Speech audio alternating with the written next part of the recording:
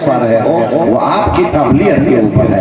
तो लिहाजा कभी भी माँ बाप को नाराज मत करें। अगर सास बहू का झगड़ा हो जाए, यहाँ पर नौजवानों के लिए बहुत मुश्किल खड़ी हो जाती है, यहाँ पे मुश्किल खड़ी होती है। नौजवान सोचता है, तजर्बा की बात बताता रहता है कि हमारी माँ ही में सारी गलतियां हैं, माँ ही बदमाशी करती है, हमारी बीवी में गलतियां हैं मगर कम हैं, ज्यादा बदमाशी नहीं करती है। तो जरा माओ के लिए भी मैं एक नुस्खा दे दूं, तो माएं आप भी सुनो। जब तक आपका बेटा शादीशुदा नहीं था, जब तक आपके बेटे की शादी नहीं हुई थी, तो आपके बेटे का मामूल और दस्तूर और तरीका यह था कि जब भी वो बाजार से आता, जयनगर से आए, लदनिया से आए, जहां से भी आए, जब भी आए तो आपके लिए तोहफा लाता था, संदेश लाता था। सारा के सारा संदेश और तोहफा आपकी आंचल में डाल देता था। बहुत खुश थी आप। मोहल्ले भर में चर्चा कर रही थी कि मेरा बेटा तो सोना है, मेरा बेटा तो हीरा है, जो कुछ लाता है मेरी गोद में डाल देता है, मेरे हवाले कर देता है, मेरी आंचल में डाल देता है। खूब आपने चर्चा किया, खूब ज्यादा आपने प्रचार किया, अपने बेटा को कभी सोना कहा, कभी हीरा कहा, कभी लाल कहा। और जब शादी हो गई तो क्या देख रही है कि थोड़ा इधर भी आ रहा है और थोड़ा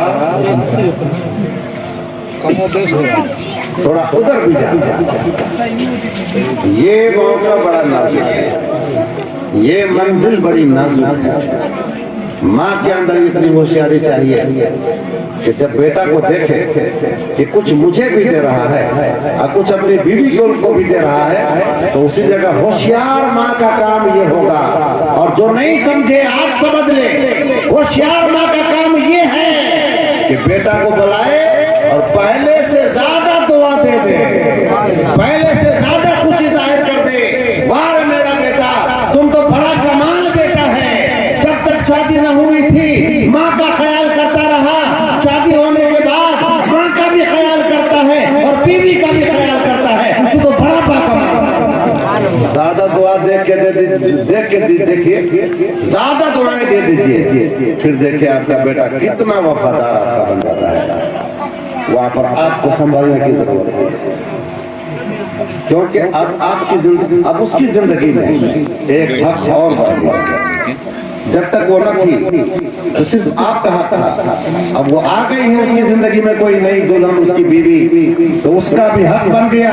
लिहाजा कुशादा ज़र्फ़ माँ का काम यह है कि वो अपनी औलाद को जब देखे कि मुझे भी दे रहा है और अपनी बीवी को भी दे रहा है, तो पहले से ज्यादा खुश होकर के दुआएं दे दे, बेटा तो पहले से भी ज्यादा मेहरबान हो जाएगा।